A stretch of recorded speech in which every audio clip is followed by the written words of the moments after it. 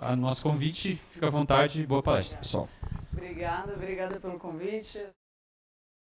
Vou voltar aqui. Eu pós-doc aqui, mas já tem um pouco mais de 10 anos para que eu saí daqui, faz um tempinho.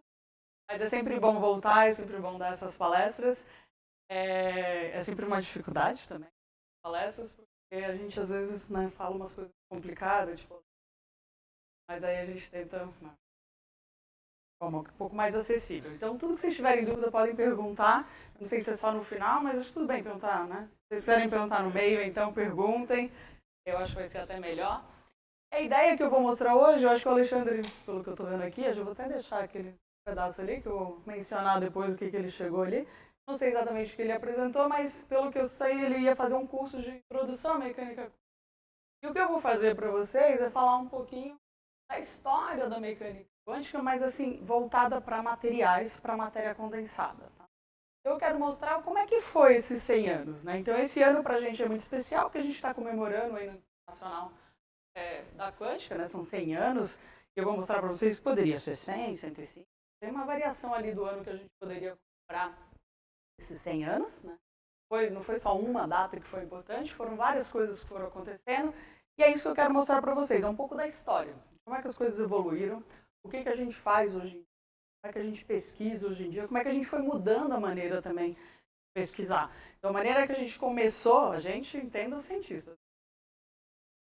Então, como os cientistas começaram a estudar e como eles chegaram até hoje, como é que a gente estuda hoje, como é que faz pesquisa nessa área, tá? Então, a ideia é mostrar um pouco dessa evolução.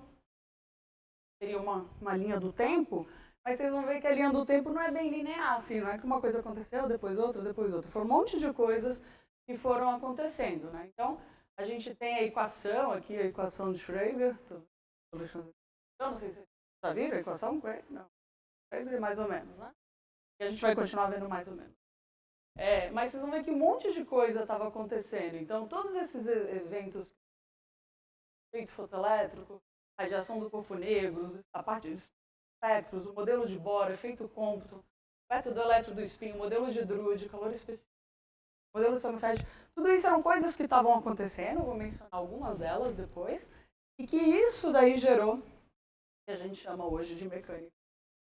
E aí vem várias coisas acontecendo também, de vários desenvolvimentos, várias teorias, o teorema de Bohr foi muito importante, o modelo de Thomas Fermi, efeito Hall quântico, várias propriedades que surgindo, entenda, coisas que iam aparecendo nos experimentos, na teoria, a gente tinha que tentar explicar várias coisas aqui, até a parte mais aplicada hoje em dia de inteligência artificial. Então você vê que não é uma linha do tempo bem linear, é um monte de coisa que vai acontecendo. Então é assim que a gente faz ciência, no fundo. Né? Não é que tem uma coisa, surge um problema, surge um experimento, é isso que eu vou mostrar, tinha uma teoria, aí vem um outro experimento, não dá certo aquela teoria, a gente precisa ver como é que a gente explica as coisas. O Alexandre estava explicando aqui agora para umas pessoas, a questão das partículas, dos WIGs, das coisas, enfim, isso são coisas que a gente observa que está faltando, a gente ainda não consegue explicar tudo, então a gente começa a propor teorias, novas formas de experimento para explicar o que a gente... Então não é bem linear, assim, não é tipo escola, primeiro ano, segundo ano, terceiro ano, vai acontecendo um monte de coisa, e aí as teorias vão surgir. Então, o que a gente tinha até o século XIX? Até o século XIX, a gente tinha muita coisa também desenvolvida ao longo dos séculos. Então, a gente tem toda a parte que a gente chama de clássica, é o que vocês veem na escola, vocês veem a descrição de um movimento. Se vocês lembrarem, quando vocês estudam, o movimento, carrinho andando, assim, x é igual a x0, mais zero-t, mais meio. Bem, a formulação que a gente chama de mecânica clássica. É uma maneira determinística de a gente resolver as coisas. Então, se eu falo que eu estou aqui nessa posição inicial, daqui a 5 segundos eu estou ali, eu dou a velocidade, vocês sabem calcular em qualquer ponto aqui, onde é que eu vou estar, qual é a minha velocidade, vocês sabem calcular. Então, isso foi o que a gente, o Newton está aqui representando, essa parte da mecânica clássica. E consegue explicar um monte de fenômenos. Gente, são os fenômenos macroscópicos que a gente observa. Então, não sumiu, né, a mecânica clássica, a gente explica boa parte dos... Também as leis de Maxwell. Maxwell foi o cara que juntou essas leis. Também Foram várias pessoas trabalhando nessa parte de eletromagnetismo. A gente hoje em dia chama leis de Maxwell. O Maxwell foi o cara que estudou tudo isso e formulou as leis do eletromagnetismo. Então, eles explicavam corrente, eles explicavam magnetismo, eles explicavam no sentido de observavam macroscopicamente e conseguiam explicar. Um monte de coisa que eles não conseguiam explicar, que é o que a gente vai falar depois. Mas aqui, então, era toda a parte de eletromagnetismo, as leis de que a gente continua estudando. E aí tem um monte de pessoinhas que eu coloquei, deixa eu ver, são o Boltzmann, o Van Paus, enfim. Essas pessoas estavam relacionadas ao que a gente chama de termodinâmica. Para entender o que era calor, para entender como é que as coisas se comportavam, porque era quente, fria, como é que passava de um lado para o outro. E coisa. Então era muita gente trabalhando também nessa área de termodinâmica. Então até o fim do século XIX, era isso que a gente tinha. Então tinha bastante coisa já. Então várias leis já bem estabelecidas, principalmente para coisas macroscópicas. Eu coloquei aqui o exemplo, uma pilha, é a pilha de volta. Então, era uma coisa de falar de voltometro, é baseado no Alessandro Volta, que desenvolveu essa pilha aqui. Isso aqui é uma pilha. Em algum lugar aqui deve ter alguma pilha aqui. É a mesma ideia dessa pilha, desse tipo de pilha aqui. Então, aqui o que eles tinham? Não sei se dá para ver. Eles colocavam um material que eram sólidos, colocava no meio uma solução meio aquosa. Então era uma solução que tinha água e uns íons no meio do caminho. Eles iam testando diferentes materiais e via quem conduzia e quem não conduzia energia.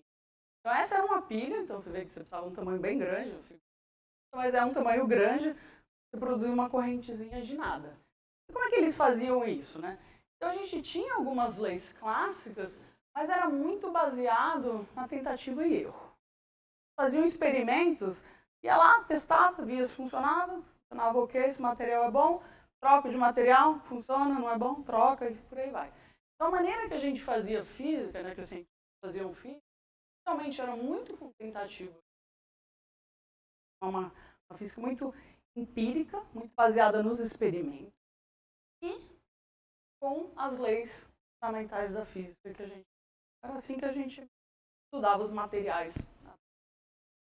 Aí vem o século XX, o início aqui é final do século XIX, início do século XX, começam a fazer vários experimentos, a parte experimental também vai melhorando, e aí eles começam a observar que as coisas que a gente conhecia, as leis que a gente conhecia, não explicavam os experimentos. Então, o Alexandre mencionou da radiação de corpo, né? Já sabem? Então, eles observavam isso daqui, era a teoria clássica, tinha a catástrofe do Boleta e dados experimentais batia. Então, o Planck vem e ele é a primeira vez que ele quantiza. Então, por isso que eu falei que a gente poderia comemorar outras datas, a gente poderia comemorar, na verdade, em 1900, para comemorar a quantização. Essa é a primeira vez que daí tem uma quantização. Então, a constante de Planck é a constante mais importante que a gente tem na física. Aparece em todas as áreas, né? O Hzinho, o H cortado. Mas essa é a constante mais importante, ela vai aparecer em todas as áreas. Então, aqui já entra essa ideia de quantização, que é extremamente importante. E aí, só para contar uma historinha para vocês, né? Eu estava lendo sobre... Não teve muita comemoração sobre o paper saindo. Uma série de papers da revista Physics Today, que é uma... Então, e aí esse cara, ele fala que a descoberta do Planck foi feita quando ele estava na idade avançada de 42. E aí eu falo que é bom que eu ainda tenho chance de fazer. Estou chegando lá. Então, naquela época, né, os cientistas começavam muito cedo. Então, se você olhar as outras descobertas, eram em torno de 20 anos. As pessoas tinham em torno de 20 anos. Então, realmente, 42 era muito velho para aquela época. Né? Não só ele fez com 42 anos essa contribuição, mas ele já tinha 20 anos de doutorado. Já tinha muito tempo depois do doutorado dele, o que também naquela época não era comum. Naquela época o mais comum era o doutorado ser a parte mais importante. Hoje em dia não é bem assim. E 42 não é nada velho. Para situar vocês o que era naquela época. Bom, aí vem o efeito fotoelétrico. Einstein, né, também usa a ideia de quantização aqui para a energia do fóton, então também não vai ser uma energia. Ele vem com essa ideia agora que a luz é uma partícula, ele muda a maneira da gente pensar, imagino que o Alexandre tenha comentado sobre isso. E ele ganha o prêmio Nobel por isso, ele não ganha o prêmio Nobel pela relatividade, né? Então muita gente lembra do Einstein só com a teoria da relatividade, mas na verdade ele ganhou o prêmio Nobel não foi pela relatividade. Não que não fosse importante, provavelmente ele ganharia também. Mas ele ganhou, na verdade, pela explicação do efeito fotoelétrico. Ele também teve uma contribuição muito importante no que a gente chama de calor específico de sólidos. Então a gente conseguia explicar bem como que era esse calor específico quando tinha temperaturas altas, mas você baixava a temperatura, você não conseguia explicar. O Einstein, de novo, introduziu uma certa quantização, veio aqui devagar, está cortado, que é o 2π, ele começa a conseguir explicar como é que é esse calor específico dos sólidos em função da temperatura baixa. Ele não explica corretamente, totalmente isso, mas ele consegue explicar um pouco mais essa parte. Então, de várias coisas acontecendo na época que a teoria que a gente tinha até então não funcionava, né? A parte de modelo atômico também, né? Então, o que a gente tinha até então era um modelo de Rutherford, que era essa ideia de modelo planetário, você tinha núcleo aqui, você tinha rodando, só que você tinha, né, para o Rutherford, você tinha essas partículas rodando, partículas negativas rodando, só que a gente sabia, pelas leis de Maxwell, pelas leis de eletromagnetismo clássico, que uma partícula carregada em movimento, ela tinha que emitir radiação. Então você deveria ter uma instabilidade, isso aqui deveria rodar lá, vai perdendo radiação, isso aqui devia explodir. Então a gente não seria estável, né? As coisas estariam explodindo o tempo inteiro. E a gente, né, as pessoas estavam estáveis, não saíam explodindo. Então esse modelo não era muito bom, porque ele previa uma instabilidade do átomo. E previa uma parte que a gente chama de espectro contínuo da radiação. E a parte de espectro era muito importante naquela época, eles estudavam muito a parte de espectro. Então era isso, as evidências experimentais, eles sabiam que não deveria ser contínuo, deveria ser essas linhas aqui. Os átomos deveriam emitir, cada átomo aqui, uma impressão digital. Cada um deles emite numa certa frequência. A luz não é contínua, ela é discreta, são só em alguns pontos que ela emite, que ela absorve. Então veio o Bohr e ele explica, ele postula. Fala, ó, que a gente sabe não está funcionando, o modelo de Rutherford não é bom, os átomos são estáveis, as linhas então, são discretas, eu vou postular, é assim. Ele não explica, não tem uma teoria por trás, ele fala, é assim, acredite se quiser. Então ele fala, ó, os elétrons só podem existir em certos estados, onde os valores de energia são... Ele quantiza o momento lá, e ocorre uma emissão ou absorção quando o elétron passa de um estado para o outro, uma relação entre, quando ele passa de um estado para o outro, existe uma relação entre a frequência da radiação e a energia absorvida entre esses dois estados. Ele postula, mas ele não postula do nada. Não é que ele chegou lá um dia... Tinha muita coisa acontecendo, tinha muitos experimentos acontecendo. Eu acho o Bohr um cara fenomenal, ele acerta muita coisa. Postula, mas ele vai chegar exatamente nesse valor aqui. Isso aqui a gente obtém hoje resolvendo a equação de Schrödinger, ele acha exatamente o valor com os lados dele. Mas, de novo, não é que ele fez da cabeça do além, né? Tinha os experimentos, tinha muita coisa acontecendo, mas é fenomenal porque ele consegue acertar o valor exato. Então ele postula e agora ele acha exatamente o espectro do átomo de hidrogênio que dá exatamente esse valor aqui para a gente resolver a equação de Schrödinger. Só que tinha um problema. Ele falava, ok, as coisas acontecem aqui, mas quanto tempo demora para ele passar de uma órbita para outra? Como é que ela passa de uma órbita para outra? Ele não explicou, mas o que estava lá. Quando ele estava nesse estado, estava nesse estado. Agora, o que acontecia no meio do caminho, como é que ele passava, quanto tempo, que velocidade que ele demorava, isso ele não explicava. Mas ele conseguia explicar já agora as linhas do espectro do hidrogênio. Também só funcionava para o hidrogênio. Ficava coisa mais pesada, começava a não funcionar. Coisas que dependiam do tempo também não funcionavam. Então, era um modelo bom para explicar essas linhas, mas não era suficiente. Então, você vê que foi um monte de coisas acontecendo, eu mencionei algumas poucas, mas a gente precisava de uma nova teoria. O que a gente tinha até então, a teoria clássica, não era suficiente. E essa nova teoria é o que a gente chama de mecânica quântica. Eu que coloquei diferentes rotas é porque vieram várias pessoas, né? Que é a parte de espectro, parte atômica, parte de estatística, dualidade, um monte de coisa, um monte de pessoas que foram até chegar no que a gente chama de equação Schrödinger em 26, na verdade. Mas a gente começa 25, é 25. Quando começou essa parte aqui, tem o de Broglie aqui, que começa com essa ideia de partícula-onda, tem o Heisenberg, que escreve tudo. Mas foi um monte de coisa acontecendo até chegar nos papers.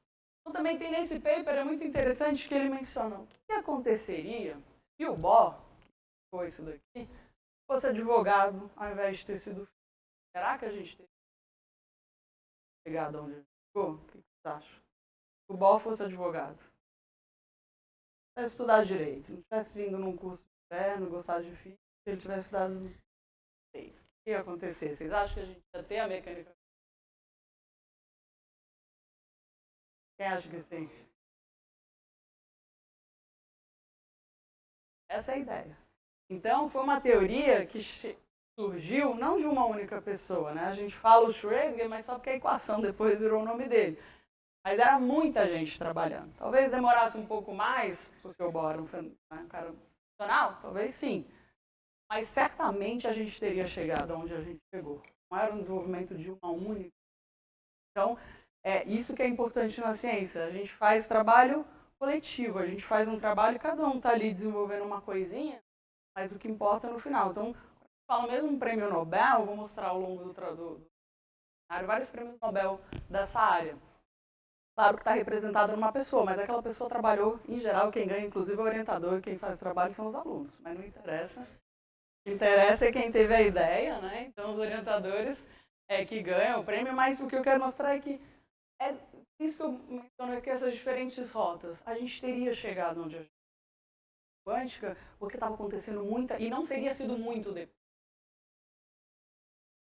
Porque tinha muita coisa acontecendo.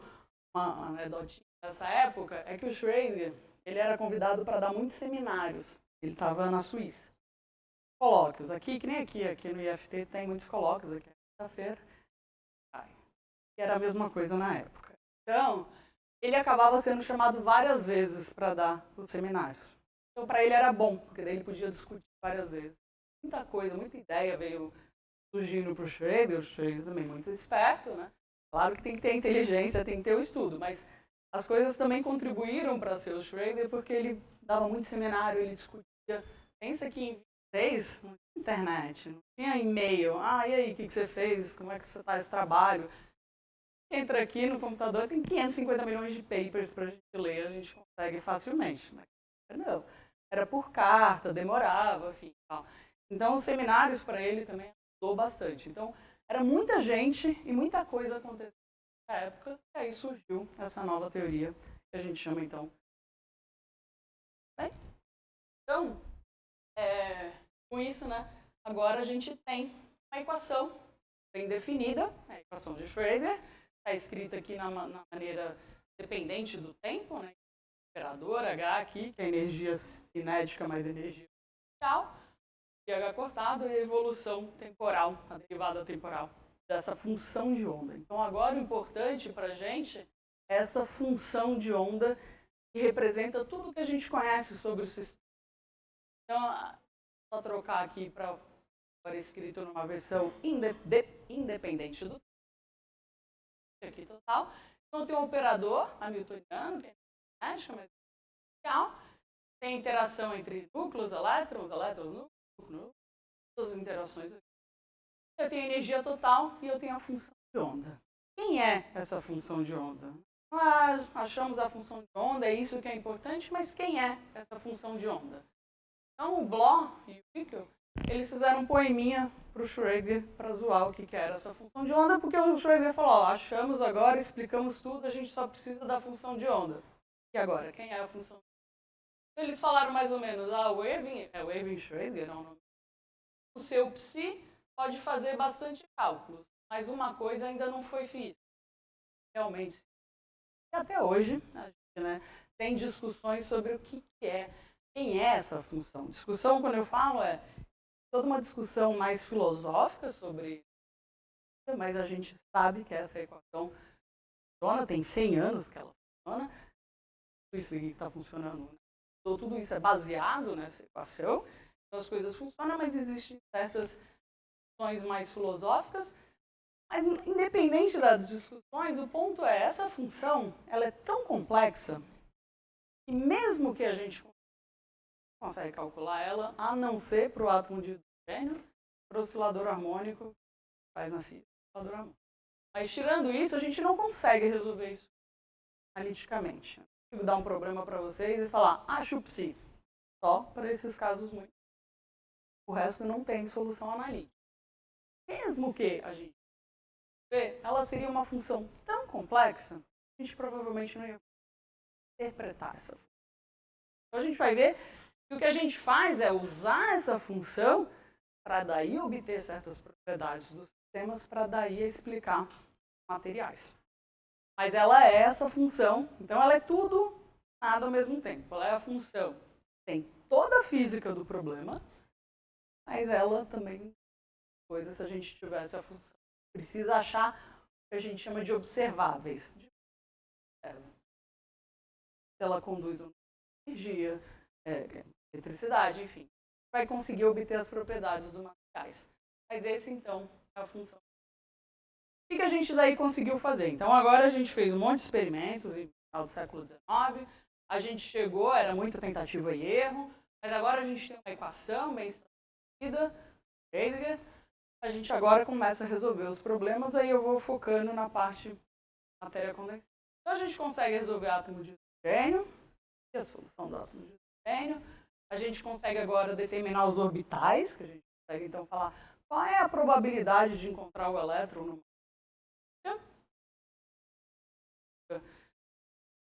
atômicos.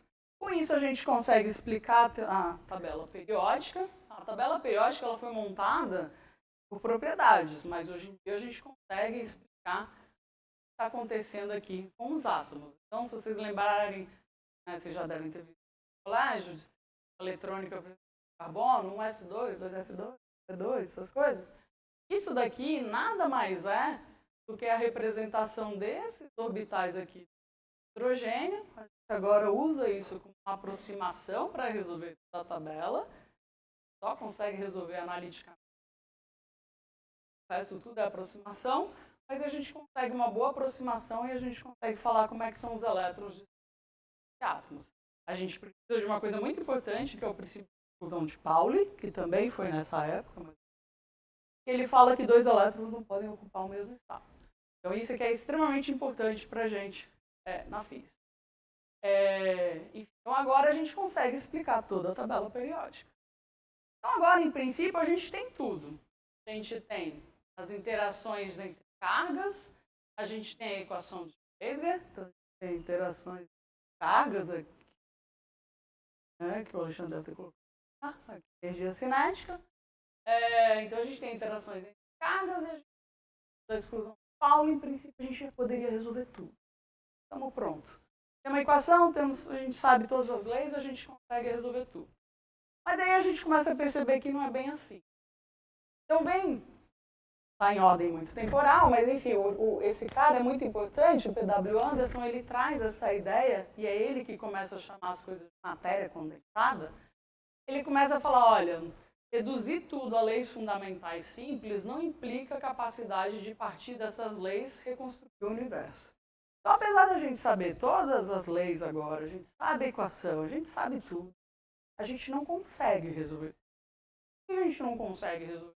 Porque quando você junta as coisas, começam a aparecer fenômenos que você não esperava se eles estivessem sozinhos.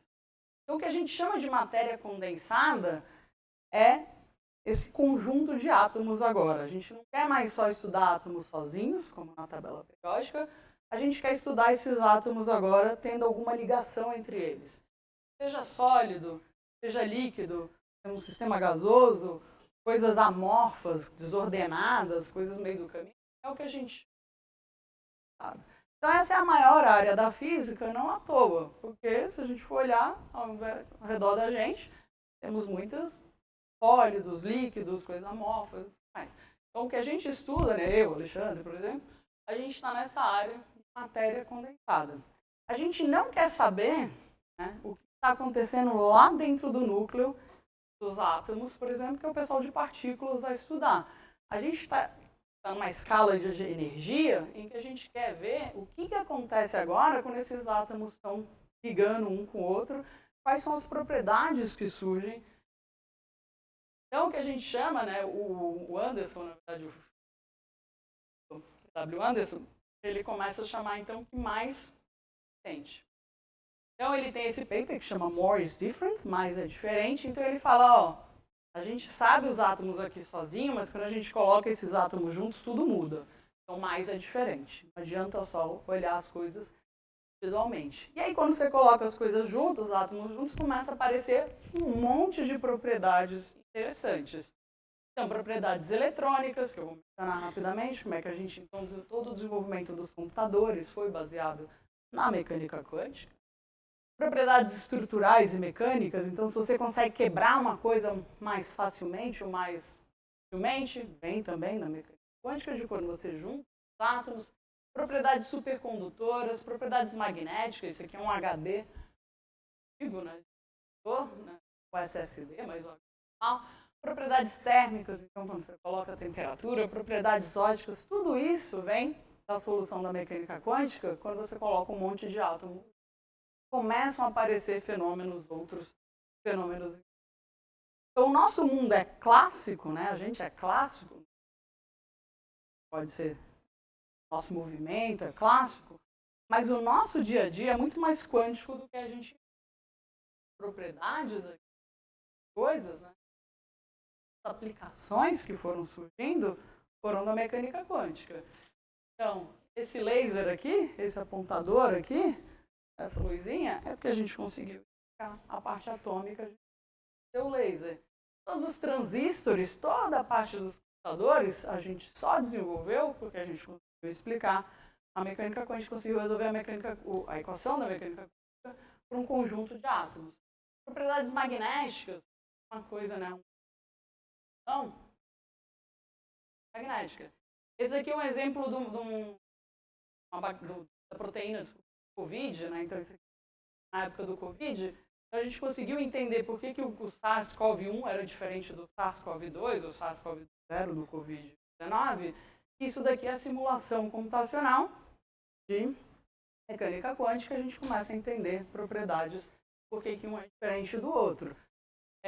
Quem já fez um exame de ressonância magnética, isso aqui é baseado na física. A gente não precisa mais matar a pessoa para ver o que tem dentro, a gente bota nesses aparelhos e a gente vê que a pessoa lá dentro, a gente consegue ver muita coisa. Se vocês já fizeram o exame, alguém já fez exame? Nossa. Vocês já olharam o resultado de vocês, é muito bonito, né? Assim, tirando a parte da doença, claro, mas vocês fizeram então bem, estão vivos, estão aqui, então o exame é bonito porque você consegue ver detalhes, muito detalhes, muito pequenos, do que está acontecendo no seu corpo.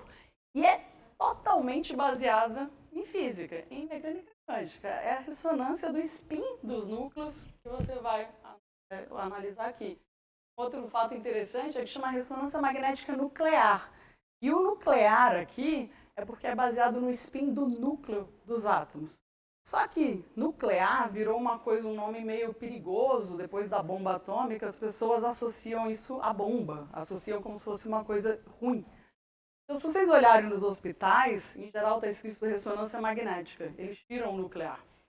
E eles tiram o nuclear para não assustar as pessoas, mas não tem nada de nuclear aqui, de vai explodir, não é nada baseado na bomba, não tem nada a ver. Quer dizer, não tem nada a ver, o outro também é baseado nos núcleos, mas não é a mesma energia, não é o mesmo efeito físico. Aqui é só o spin do núcleo, né, o movimento do spin do núcleo, que a gente vai olhar e vai conseguir tirar imagens. Então, se vocês já fizeram o exame, é um barulho danado, né? E aquele barulho é porque é um ímã que está gerando e ele precisa gerar um monte de imagens. E aí você vai analisando o que está acontecendo com esse núcleo, seus átomos. baseia muito em água.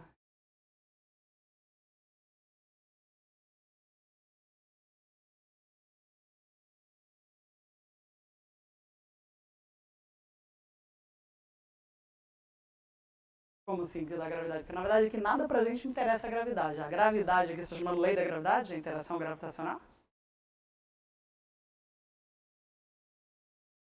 A gravidade e a quântica são coisas que a gente ainda não consegue unificar na física, mas tudo isso que eu estou mostrando aqui, a gravidade não vai aparecer nenhum efeito gravitacional aqui.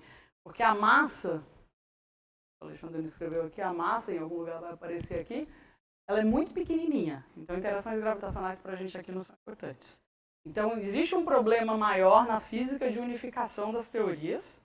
Quântica e gravidade ainda tem problema. Mas para a gente aqui, nada de efeito gravitacional. O problema que começa a aparecer aqui, que começa a aparecer os problemas diferentes, é que quando você vai para o mundo microscópico, quando você vai para coisas muito pequenininhas, as leis clássicas começam a não funcionar. Então, F é igual a MA, não funciona mais. Você precisa ir para essas teorias aqui e resolver a equação. Mas aqui é uma questão muito mais de tamanho do que de gravitação.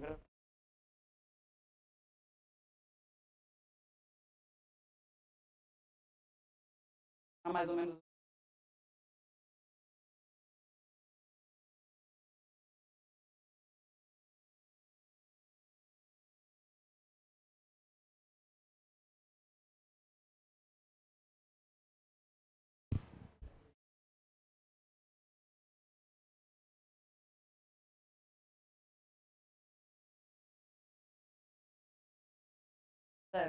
Zero dependência. Então, assim, na física, isso em todas as áreas acontece, né? A gente acaba ficando muito especializado em certas áreas. Então, principalmente num doutorado, você já está especializado numa certa área, você não vai ver outras. Então, por exemplo, você pediu para eu explicar. Já há 30 anos antes, eu não vou conseguir fazer um seminário de partículas, eu vou saber coisas básicas que eu sei da graduação. Eu brinco que a graduação de física é um grande pupurri de coisas que você não aprende, você só aprende as coisas básicas, mas você não aprende nada novo. Aprende um monte de ferramentas que você vai usar depois. Na verdade, vocês vão fazer física, tá? Vocês não estão me escutando agora, mas basicamente a gente aprende quais são os livros que a gente vai ler depois. Então, você aprende um monte de coisas básicas. Mas o que eu vou mencionar é que, na verdade, existe uma escala de energia. Você pode pensar tanto em energia como você pode pensar em tamanho, que era o que eu estava mencionando para ele. Essa escala de energia, elas vão separar fenômenos. Então, o pessoal de partículas, eles estão interessados em energias muito altas. Você vai lá para o CERN, você vai colidir um próton com próton, você precisa de energias muito altas para atingir aquilo ali.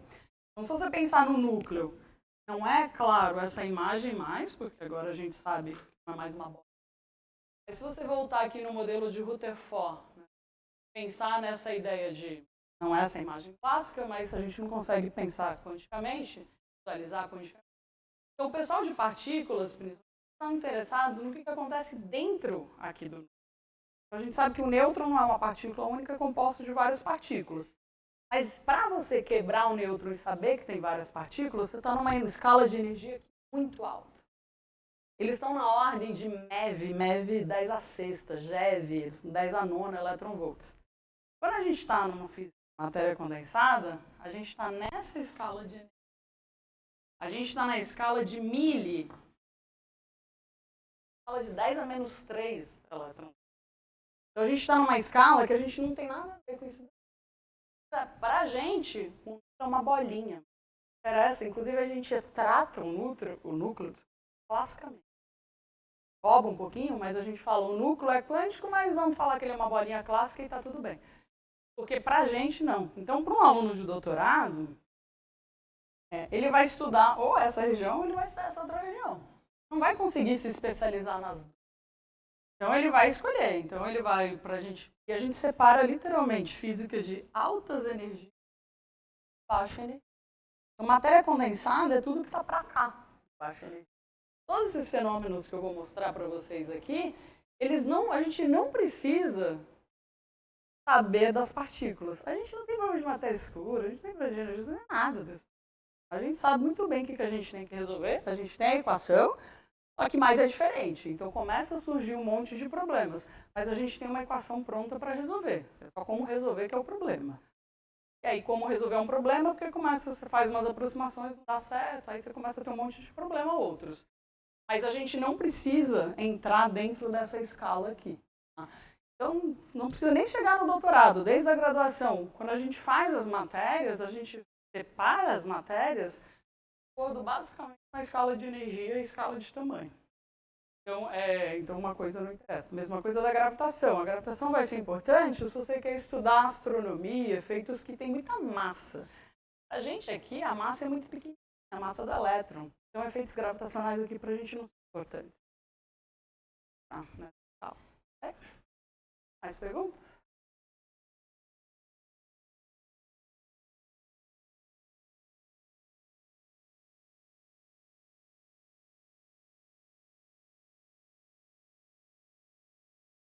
Eu não entendi o início da pergunta. Como que é o estudo? Eu vou mostrar para vocês o que a gente realmente faz para estudar isso. Coloca aí. Então, até agora eu só falei que tem essas propriedades diferentes, eu vou falar como é que a gente faz isso na prática. Matéria condensada é a grande área. Matéria condensada é tudo que a gente estuda, coisas que sejam sólidos, líquidos, que tenham um conjunto de átomos. Então, a gente não estuda o átomo sozinho, isso a gente deixa o pessoal de física atômica. A gente não estuda pequenas moléculas, deixa o pessoal de física molecular. E aí, matéria condensada é tudo que tem muitos átomos. Então, seja esse material aqui. Eu, em particular, estudo a minha água aqui. Então, eu estudo água. Então, água é um líquido. Aqui também é matéria condensada. Então, é tudo que seja junto, condensado de estar junto, um monte de elétrons, 6, 10 a 23, número de Avogadro. É isso que a gente estuda. Todas essas propriedades diferentes. Mas eu vou mostrar como é que a gente estuda isso. O que eu falo estudar isso daqui. Bom, então, tem um monte de aplicações. Eu coloquei aqui a parte de uma luzinha verde, que seria a parte de energia. Então, também, todo o desenvolvimento de novas formas de energia estão nessa escala aqui. Por que são nessa escala? Porque é a escala de ligação entre os átomos. A escala de energia de ligação entre as moléculas. As ligações químicas estão nessa região aqui. Não precisa ir para MeV, para GeV. Precisa ir para essa região, EV, electron-volt, a escala de energia que a gente usa, o quanto de energia que você precisa gestar 1 elétron e 1 volt. Mas a gente não precisa ir para essa região de muita energia, a gente consegue fazer coisas aqui, que são a escala de energia de ligações. Enfim, então tudo isso é o que a gente consegue fazer. E aí, só para mencionar o quanto que a área é importante, né, esses são os prêmios Nobel, desde o início do prêmio Nobel, no início do século XX aqui, nessa área de matéria condensada. Então, tem 2 aqui, que ainda antes da equação de Schroeder, que eram mais experimentais. Lembra que eu mencionei no início que era muita tentativa e erro, era muito experimento. Então, esse eles obtêm como é que é a estrutura de um sólido. Então, a gente sabe que um sólido são coisas bem regular, bem certinhas, sólidos cristais. Eles fizeram esses 2 primeiros experimentos, os Bragg aqui. Então, eles descobrem como é que é a estrutura do sólido, e depois vem um monte de prêmio Nobel, não vou mencionar todos. Vocês vão ver aqui as datas, tem um monte de prêmio Nobel, tem mais aqui. Tem até aqui 2024, ainda tem nessa área de matéria condensada. Então, todos esses foram na área de matéria condensada, não é prêmios Nobel em física. Prêmios Nobel em física da matéria condensada, né? Em física, prêmios Nobel em física, mas que são da matéria condensada. Você vê que tem prêmio pra caramba, é uma área, por que tem um monte de prêmio de novo? Porque é uma área muito grande, então tem não só coisas bem teóricas, como coisas aplicadas, né? Esse de 2024 é por descobertas e invenções fundamentais que possibilitaram o aprendizado de máquina, redes neurais artificiais. E ganhou tanto na física quanto na química. E eu vou mencionar como é que a gente chegou aí até hoje, tá? E por que isso é importante. Então, tem um monte de prêmio Nobel nessa área. Então, como é que a gente estuda? Ele perguntou como é que a gente estuda. Bom, vou focar nos sólidos, que é uma parte da matéria condensada. Então, quando a gente resolve essa equação, tem uma maneira de resolver, a gente consegue obter, por exemplo, a estrutura. Então, isso daqui só foi possível a gente fazer com a mecânica quântica. Então agora a gente sabe que o grafite, se eu pegar o grafite do lápis de vocês, ele é diferente do diamante, é o mesmo átomo, é tudo carbono. Mas a diferença entre eles é qual é a estrutura. Ele tem esses planos assim, é o grafite do lápis de vocês. Se ele forma essa estrutura que chama diamante, ele é um diamante. Que físico é muito criativo com os nomes. Então, a estrutura diamante é a estrutura do diamante. Então, existem outros átomos que formam diamante. Então, o diamante e o grafite é o mesmo átomo. Em princípio, seria a mesma equação para a gente resolver aqui. Mas ela tem uma diferença em qual é a estrutura. A gente tem uma diferença nesse potencial aqui, e a gente vai conseguir entender a diferença de um grafite e de um diamante. Tem um material mais recente que chama grafeno.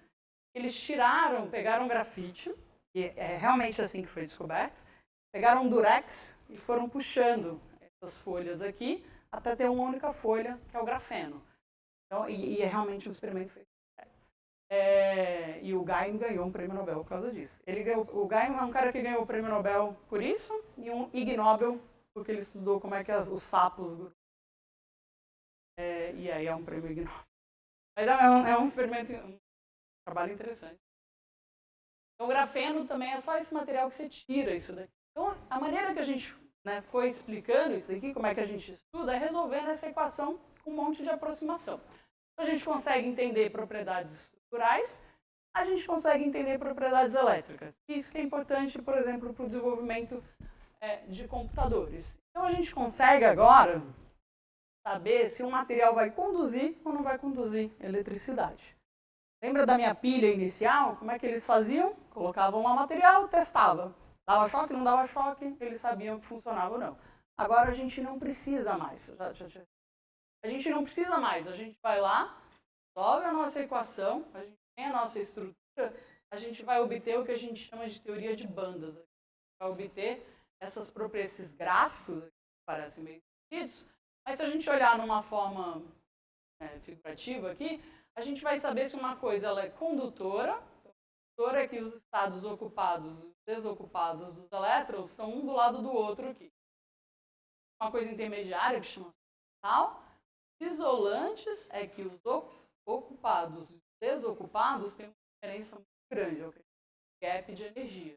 Gap é que esse buraco é grande. E os semicondutores é que tem um buraquinho intermediário.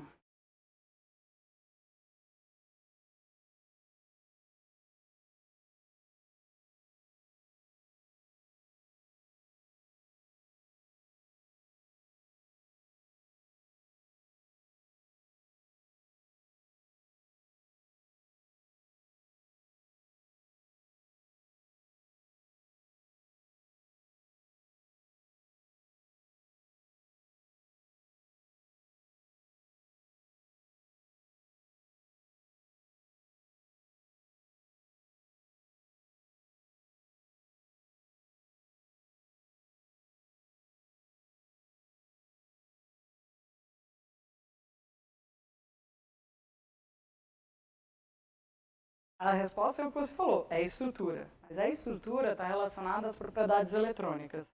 Então, quando você liga o carbono é tudo carbono, um S2, 2S2, 2P6. Mas quando você liga o carbono em diferentes estruturas, a ligação química vai ser diferente. Então, ela vai ser mais forte, vai ser mais fraca, dependendo da ligação. Então, o grafite, ele tem uma ligação valente, ele vai ser forte nesses planos. Ela é muito fraca, é uma ligação que a gente chama de Van der Waals, ligação entre esses planos aqui.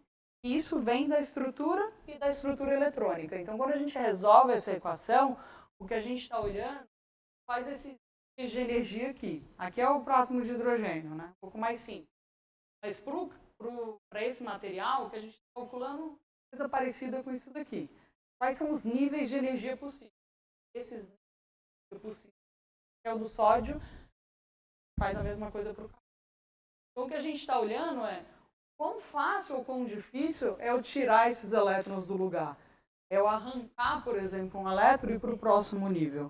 Então, a estrutura do grafite, a estrutura do diamante, a diferença vai vir na energia.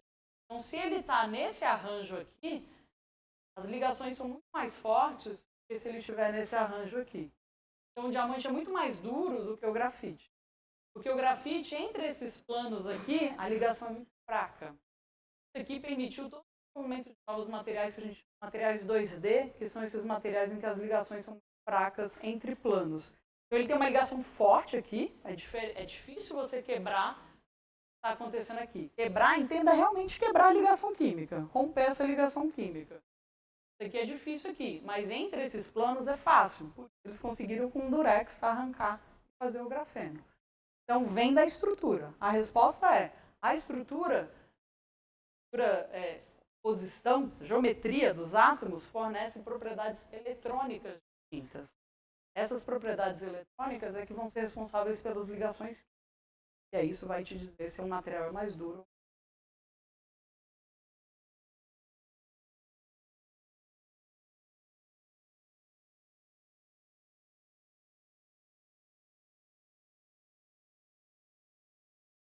Ele é um plano só, né?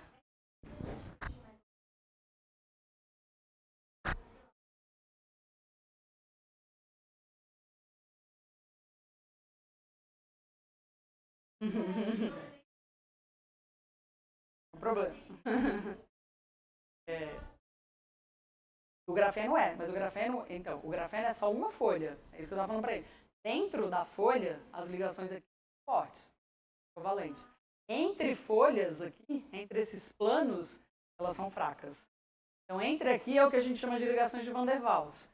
Então, essas ligações são muito fracas entre esses planos aqui, entre esse e esses daqui. Agora, entre esses daqui, elas são fortes. Então, o grafeno é um material extremamente. Agora, só um parênteses. Não acreditem em tudo, principalmente na cura quântica, essas coisas, e nada é quântico. A quântica é uma coisa difícil, eu imagino que vocês tenham visto aqui com o Alexandre e tenha dado uma noção de dificuldade, mas as pessoas usam muito o termo quântico para falar que é bonito, mas não é, tá? Então, cuidado com acreditar. Não acho que é o seu caso, mas vai lá.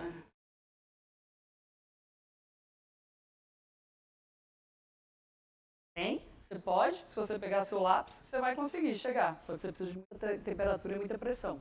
Então, os materiais, eles passam de uma coisa para outra, pensa na água, é a mesma ideia. Se eu pegar a água aqui e esquentar a minha água, ela vira gás.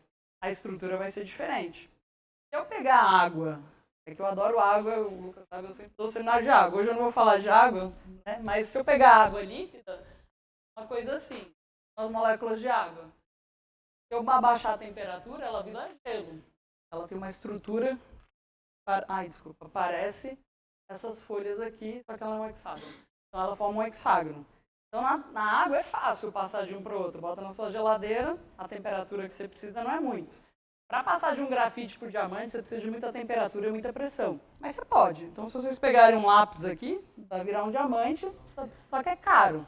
É caro fazer isso porque você precisa de uma temperatura muito alta e uma pressão muito alta. Você precisa pressionar isso daqui para ele trocar. Mas todas as coisas trocam de estrutura. Então ele falou, o material é duro, né? Vai ser duro ou fraco? Depende da temperatura, depende de qual é a condição que você está, depende de qual é a pressão. O gelo, por exemplo, a gente tem 19 estruturas de gelo diferentes. O gelo da gente de geladeira é uma delas. Mas se eu for para pressões muito altas, eu vou ter outra estrutura do gelo. Por que a gente não conhece essas outras? Porque a gente precisa de muita pressão. É a mesma coisa daqui.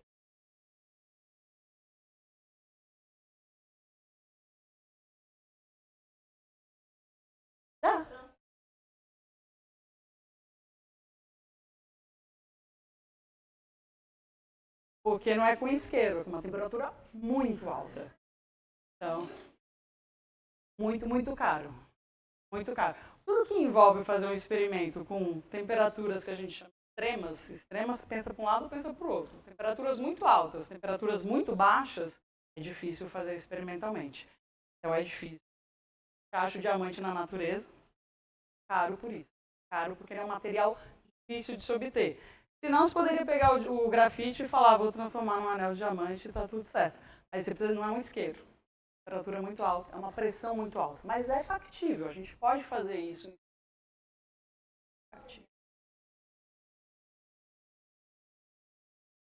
O custo que a gente tem para fazer isso é muito maior do que o custo... A gente não quer só um diamante para ser bonito. A gente faz isso para estudar, mas para ser bonito não vale a pena. Eu não tenho certeza, mas é acima de 1000 kelvins. Tenho certeza agora. De fase, mas eu estou falando da ordem de 1000 graus. Para cima. Eu acho que são 500 gigapascal, se não me engano. Na Terra, que você já pode ter fenômenos que vão ocorrer antes, que vão transformar, e você não precisa chegar nessa temperatura. Então, não é que o diamante, eu tenho, mas se você pegar um anel de diamante, não é que você chegou naquela temperatura e ele só existe naquela temperatura. Ele pode ter se transformado já naquela temperatura e você tem ele naquela estrutura. Se você pudesse pegar, pensa num Lego. Se eu pudesse pegar uns bloquinhos de átomo, né? Átomozinhos, um Lego, e formar naquela estrutura, ali ele fica. Isso aqui é estável, ele não troca de posição. Isso é estável. Uma vez que ele chegou aqui, ele fica aqui. O difícil é você partir daqui e começar aqui. É mais fácil já começar direto aqui.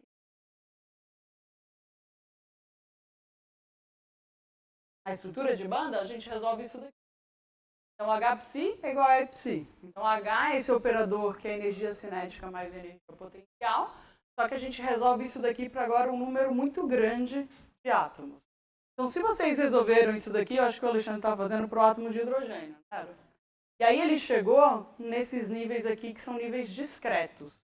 Então, ele chegou que o átomo de hidrogênio não podia ter qualquer nível, mas tinha energias bem definidas aqui. Esse é o N igual a 1, igual a 2 e vai. Agora pensa que você tem um monte de elétrons. Então, para cada elétron, é como se você tivesse resolvido aqui. Você vai ter um nívelzinho de energia. Só que vai resolver para vários elétrons. Esses níveis de energia vão começar a ficar muito próximos. Eles vão começar a ficar tão próximos que você praticamente não vai ver diferença entre eles. E isso aqui forma, então, uma banda de energia. Uma banda de energia é a solução dessa equação para um monte de elétrons. Agora um sólido. Então, 6 vezes dá 23 elétrons. A gente está falando de muitos elétrons. Não mais de um só. O átomo de... A gente tem um monte. Então, eles começam a formar esses níveis de energia tão próximos, formam, então, essas bandas aqui. Então, isso é a banda de energia.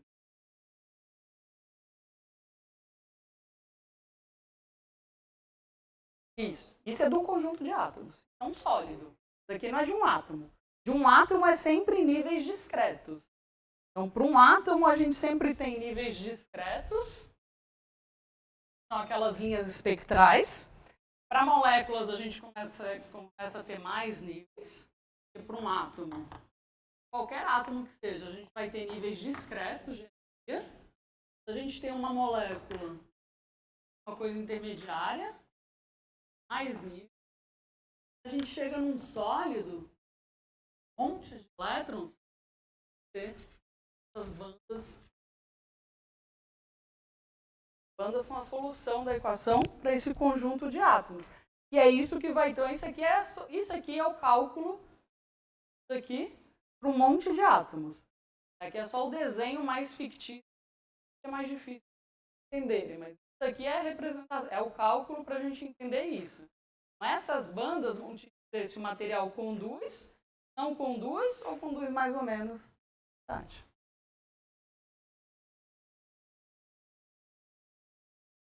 Pode fazer para qualquer sólido. No computador, a gente faz o que a gente quiser e a gente sabe bem definido qual é o sólido.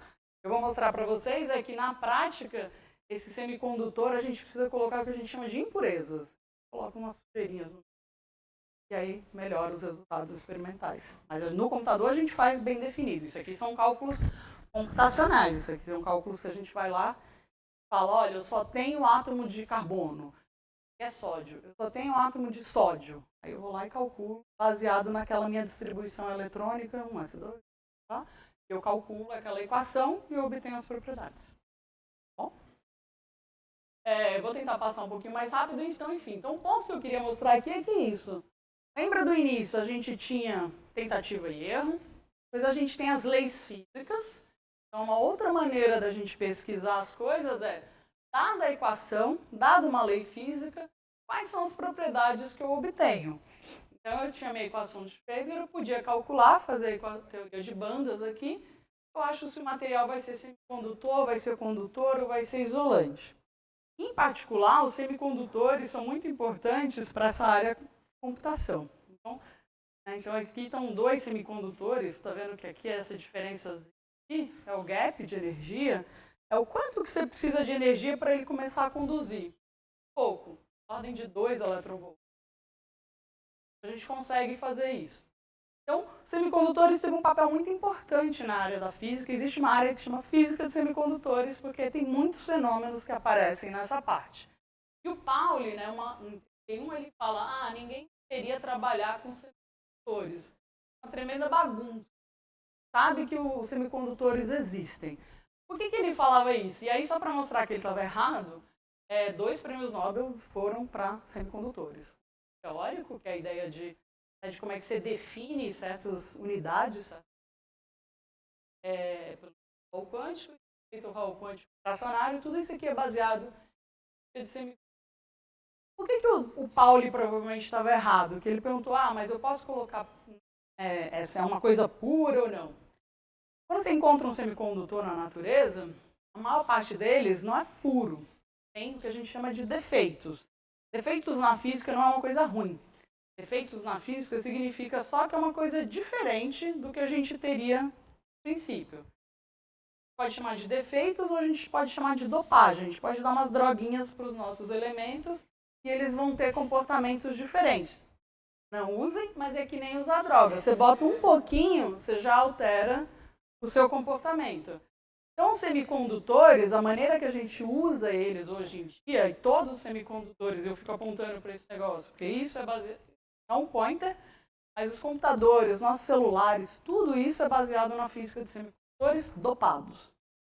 Por que dopados? Porque a gente pega silício, por exemplo, um monte de silício e bota bem pouquinho mesmo, é tipo uma parte em 1000. É um átomo de boro para 10⁵ de silício, você já aumenta a condutividade em 1000 vezes. Então a gente consegue pegar um material que não precisa ser puro, ele tem lá silício, mas a gente coloca um pouquinho de boro, você muda as propriedades. Por que você muda as propriedades? Porque a estrutura da banda muda. Então a indústria de semicondutores, a física de semicondutores, é extremamente importante para o desenvolvimento computacional, porque a gente consegue controlar muito bem quem conduz e quem não conduz eletricidade. Então, a descoberta do transistor, foi o prêmio Nobel para o Bardeen, para o Shockley, para 3 aqui, ele foi toda baseada em física de semicondutores, porque eles descobriram isso, que se eu pegar um material puro, mas colocar um pouquinho de dopagem, eu mudo e eu consigo controlar. Mais do que mudar, a gente consegue fazer muito bem, saber qual é a condutividade que a gente precisa. Então, também foi prêmio Nobel depois, em 2000, os transistores, né? E os transistores são combinações desses semicondutores dopados, diferentes tipos, tipo P, tipo N, por aí vai. Então, só para vocês terem uma ideia, não sei se já ouviram falar da lei de Moore, já ouviram falar da lei de Moore? A lei de Moore, ela não é uma lei física, tá? É uma lei do Moore, que é uma lei, sei lá, baseada na cabeça dele de economia, tá? Na verdade, ele falava que o número de transistores ia mudando com o tempo para o mesmo tamanho, né? Duplicava a cada ano. Para vocês terem uma ideia, isso aqui. Então, em 2005 era 128 mega, em 2014 era 128 gigas, no mesmo pedacinho, no mesmo tamanhozinho, né? Então, a revolução computacional, vocês não viram, mas eu vi, né? Assim, a mudança, quando eu comecei, quando ele falou, né, quando eu vim para São Paulo, eu tinha um pendrive de 120 mega que a gente comprou, um amigo, um professor, foi para os Estados Unidos, um negócio assim, extremamente difícil, a gente comprava com o dinheiro da reserva técnica da FAPESP e tal, não sei o quê, tinha 128 mega, né? Aí agora acabei de passar a minha apresentação num pendrive que tem 5 gigas e que eu compro ali na Calunga.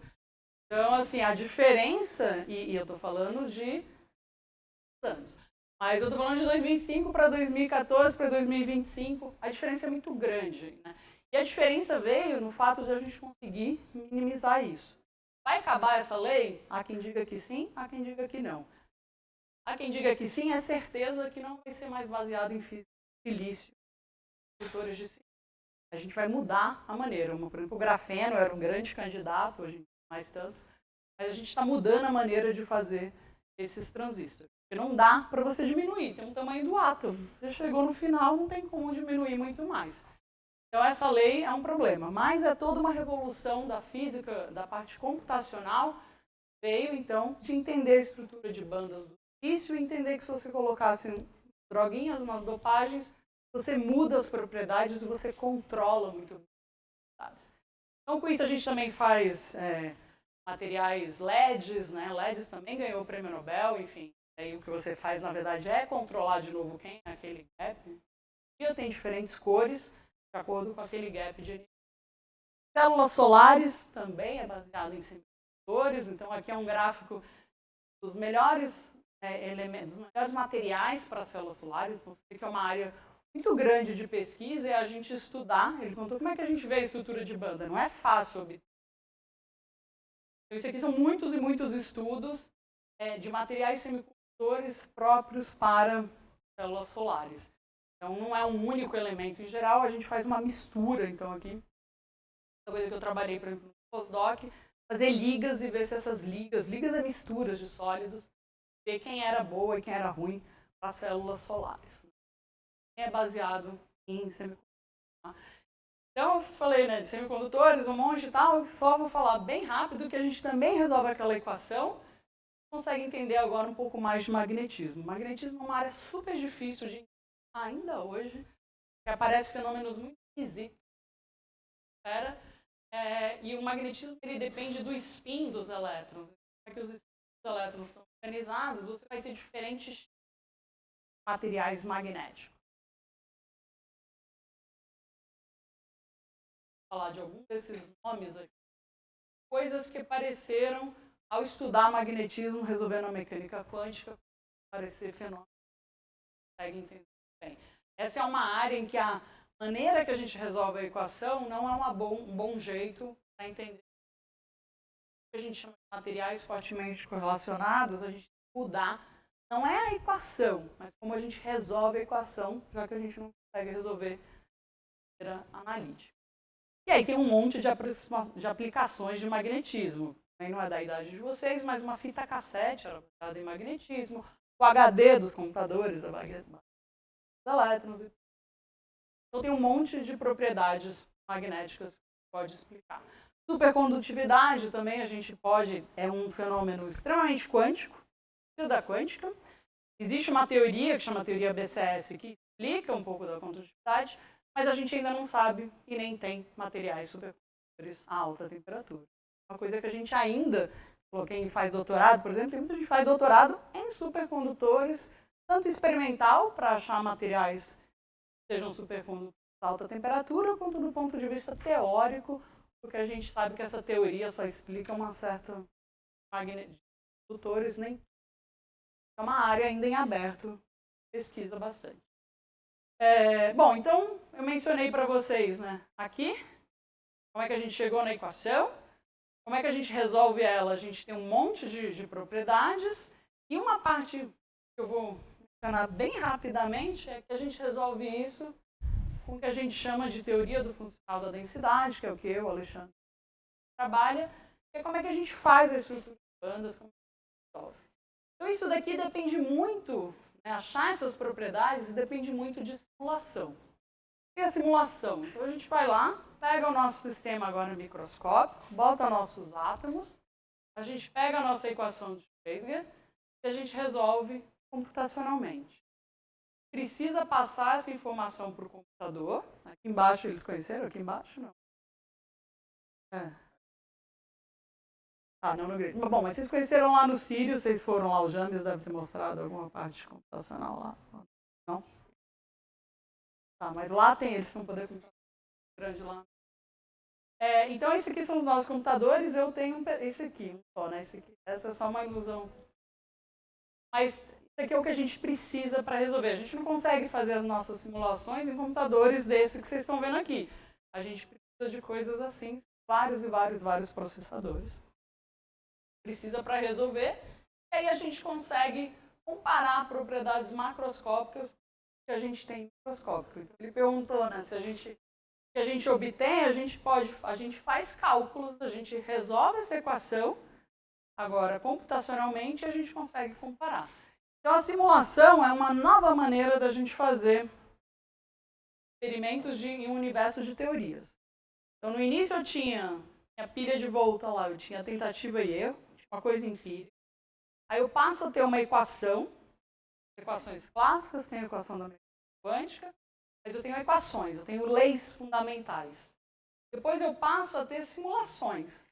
Posso fazer isso computacionalmente. Eu resolvo isso daqui computacionalmente. E isso a gente faz daí um monte de cálculos, né? Chama de simulações computacionais ab initio, quer dizer, de princípios. A gente faz isso baseado nessa teoria, que chama do funcional da densidade, que a gente não resolve mais o psi exatamente, mas a gente acha o que a gente chama de densidade eletrônica. E com isso a gente consegue... só para mostrar aqui, essa teoria, né, tem mais de 44 mil citações. Então, de longe, se você pegar qualquer coisa de materiais, de física de matéria condensada, mais de 95% dos trabalhos estão utilizando assim. É uma teoria que é uma maneira de resolver a equação de Schrödinger prática agora. Então, e ela ganhou o prêmio Nobel na química, o Walter Kohn, que é o Nobel, mas é uma teoria extremamente importante para a gente.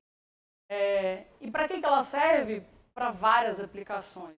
Várias coisas que eu mencionei, do Covid, materiais, a parte biológica, sólidos, novos materiais, a parte de energia, tudo isso é feito simulando, né, fazendo essas simulações computacionais.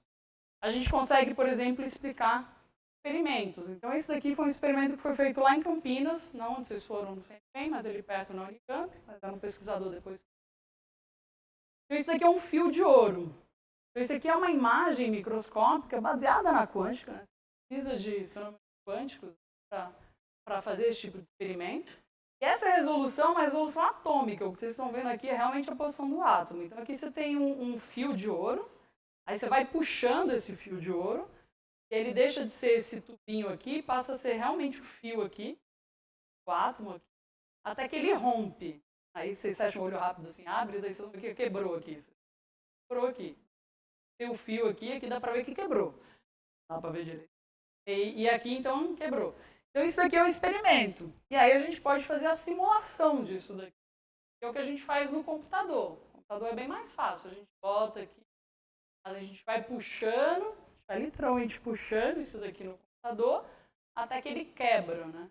E aí a gente consegue explicar como é que ele quebra. Então, simulação é muito importante, porque você começa agora a fazer coisas que os experimentais não sabem explicar o porquê, a gente vai lá e faz a simulação e consegue explicar. A gente consegue fazer temperaturas extremas, pressões extremas, fazer diamante pra gente, transformar de um para outro, é trivial. Basta lá botar no computador, T igual a 1000. Tá lá, tá pronto, não preciso esquentar.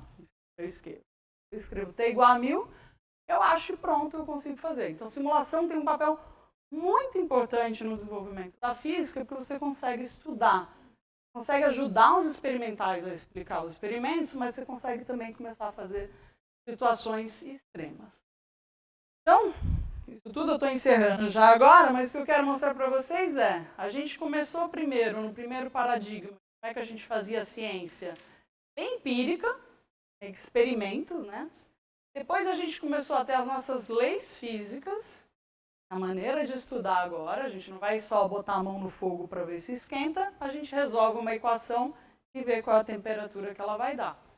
Depois a gente começou a fazer simulação computacional, porque, de novo, a gente não vai conseguir chegar a temperaturas muito altas, por exemplo, mas é facilmente realizado isso.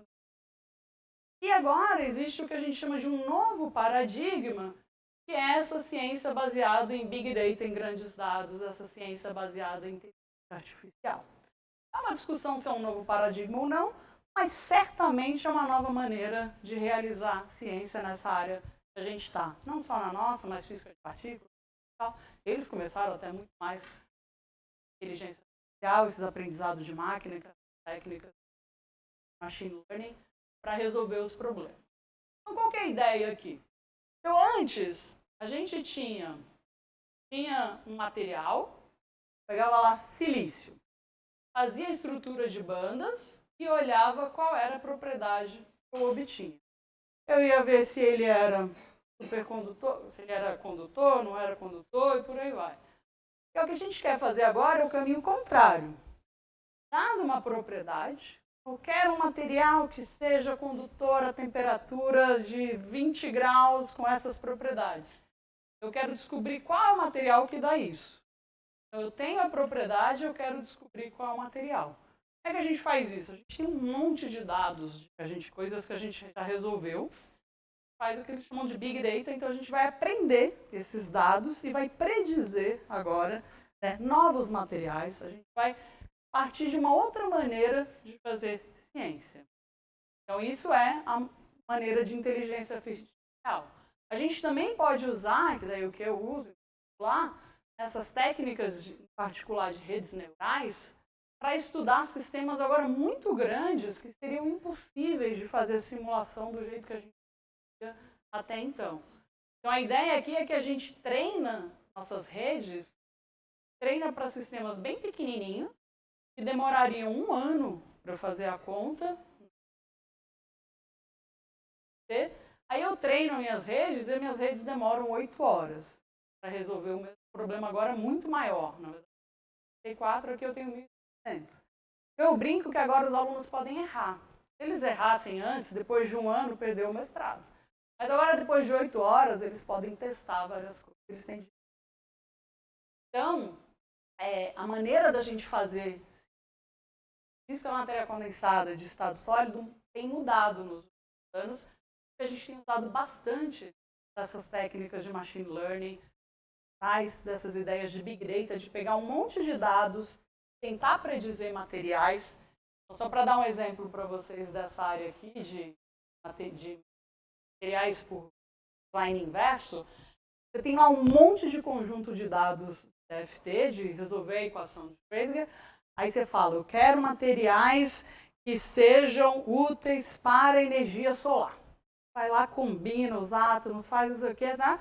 Aí você faz uma técnica de inteligência artificial para achar entre aquele conjunto de milhões de dados qual é o que tem o gap certo, qual que tem.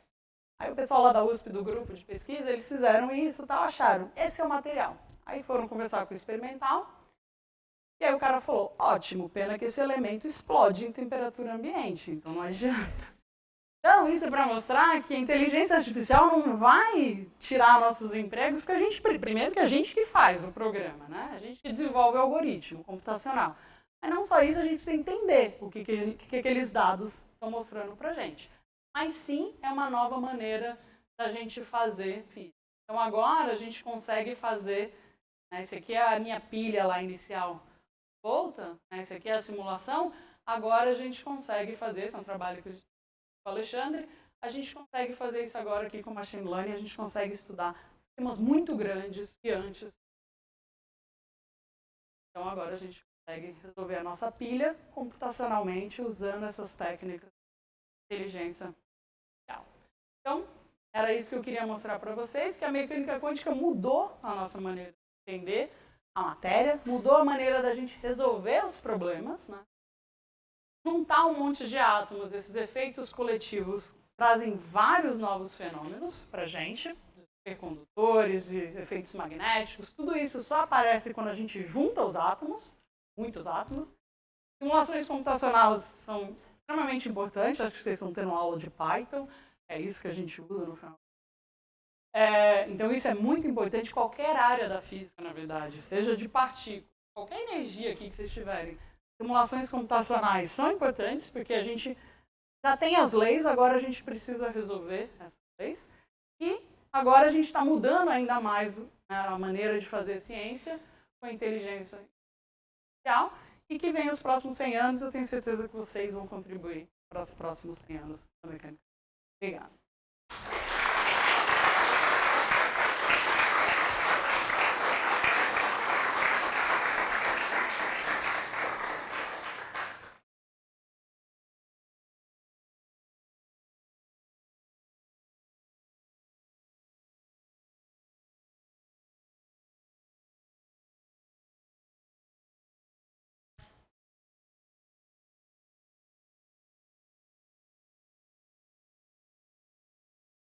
Quando a gente é professor, a gente dá aula na física, né? Isso o pessoal da física.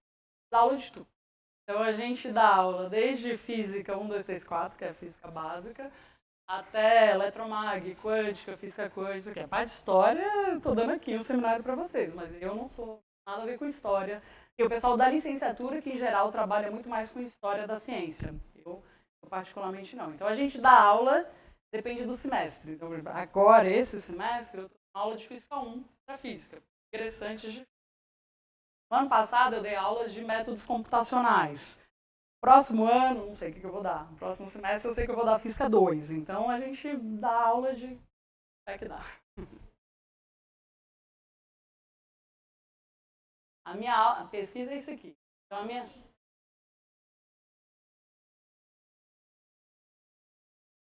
É que assim, então, o que eu pesquiso, eu sou teórica, eu faço simulações computacionais, eu resolvo esse tipo de sistema. Meu interesse é resolver esses sistemas aqui, não só com machine learning, mas principalmente com o que a gente falei bem rapidamente aqui, DFT. Então, essa é a minha área, teoria funcional da unicidade.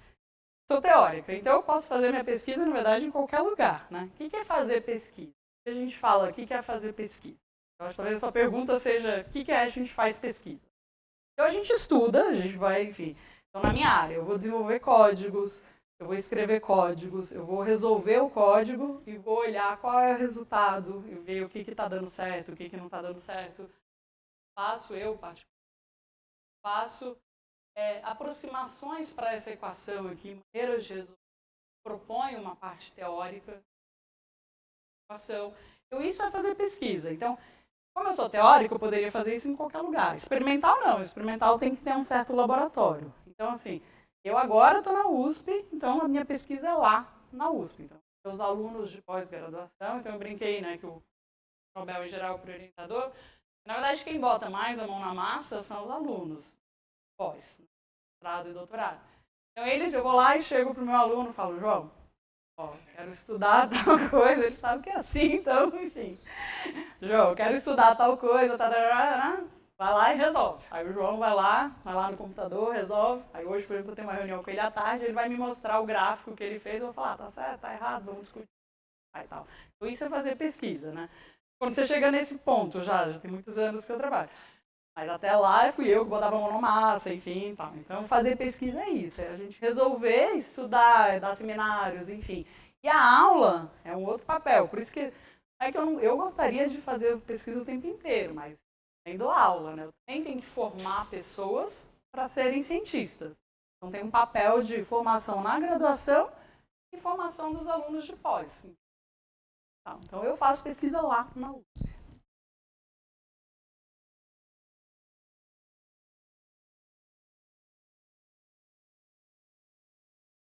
Dou muita palestra. Então, em geral é assim, a gente quer publicar artigo é porque mais pessoas vão ver. Né? Então, hoje em dia, por exemplo, que a gente tem um repositório de artigos que a gente chama Archive. Esse não tem revisão de pares. Mas você vai lá no Archive, ou você vai nas revistas, né, de física, todo mundo está olhando. Então, qualquer pessoa do mundo pode olhar o que eu estou fazendo e utilizar. Então, publicar é importante para você divulgar o seu trabalho. Não que eu faço ali na minha sala dentro da USP, ninguém vai ver, né? Ela perguntou, eu faço dentro da USP, eu vou lá, faço. Se eu fechar lá e fizer, ninguém vai ficar sabendo, não vou contribuir para o mundo, né? Então, publicar artigos é importante. Mas dar palestras é tão importante quanto. Então, eu dou muita, assim, né? A gente viaja muito, a gente dá... Fazer física também é bom, que a gente viaja muito. Então, assim, tudo que eu conheço de fora é por causa da física. Então, pra você ter uma ideia, semana passada eu estava em Campinas, teve um evento lá onde vocês foram, no Sirius, era com a Alemanha, então foi um evento Brasil e Alemanha, então dei um seminário semana passada. Semana que vem eu estou no Rio de Janeiro, em Niterói, vou dar um seminário na UF. Em outubro eu vou dar um seminário numa outra escola. Em março eu estava nos Estados Unidos. Então a gente viaja para divulgar o nosso trabalho. Mas viajar é caro, depende de tempo, enfim. A maneira mais prática de divulgar é escrever no artigo. Então, em geral, a gente dá o seminário do que a gente publicou, né? Então, são as duas coisas que estão envolvidas. Mas fazer física é excelente para viajar. Eu fiz mestrado em física e graduação em turismo. Isso era o pessoal que brincava, porque você vai fazer física, tem, que nem essa escola aqui é para vocês de ensino médio. Existem várias escolas para graduação menos, para pós.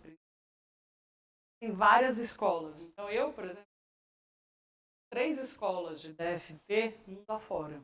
Estava no mestrado, fazia graduação. Eu saía catando o mundo inteiro, todas elas eu consegui ser financiada. Na época agora o Brasil voltou a ser classificado como desenvolvido, era bom, porque a gente ganhava muita bolsa. O ICTP, o ICTP não, o Cypher, da Itália, pagavam muito. Itália,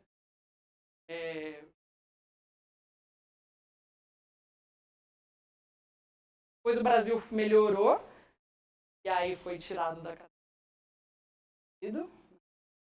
Era Lula e tal, enfim. E aí agora voltou. Então vocês talvez peguem essa fase ruim de volta e aí vocês vão poder viajar. Mas o ruim é que o ICTP de lá perdeu dinheiro. Então eles estão sem dinheiro agora.